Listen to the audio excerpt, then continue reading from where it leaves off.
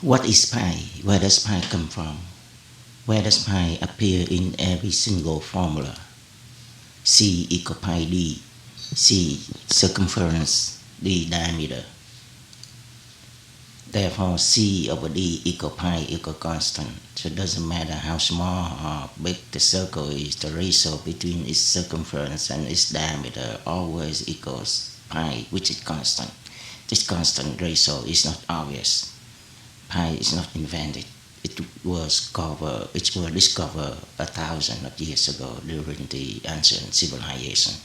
During the ancient time, a mathematician Archimedes estimated pi by approximating a circle with a polygon, and pi is estimated by the ratio between p over d, where p is the perimeter of the polygon inscribed within the circle. By increasing the number of sides of the polygon from 12, 24, and 48, he was able to prove that pi is between the range of 3.1408 and 3.1429. This estimate was very good for the ancient math already. What about the modern math? As you know, the modern math has done a much better job in estimating pi and even come up with the exact mathematical formula for pi.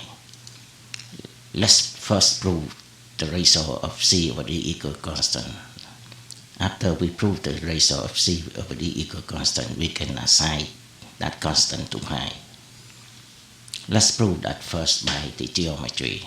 In geometry, there's a property, what we call the similarity property.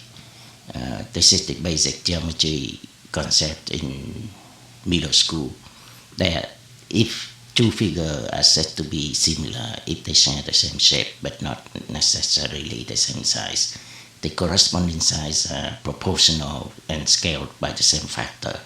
Only two circles are similar. Therefore, the corresponding side C1 over C2 equal D1 over D2.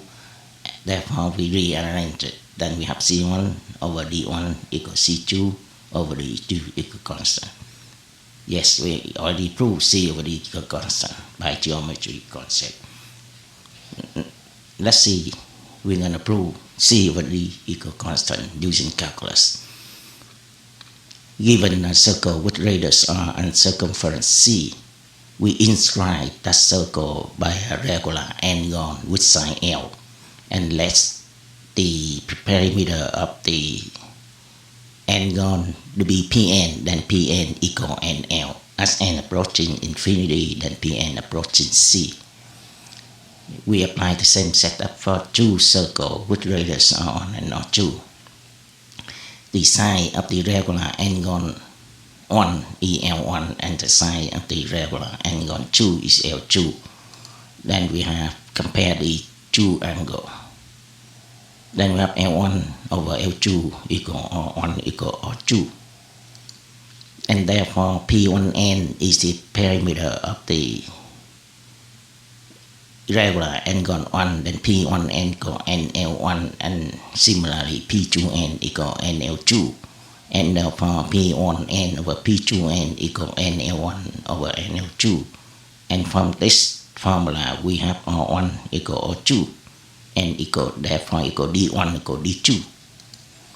As n approaching infinity, P1n approaching C1 and P2n approaching C2, where C1 and C2 are the circumference of the two circle 1 and 2.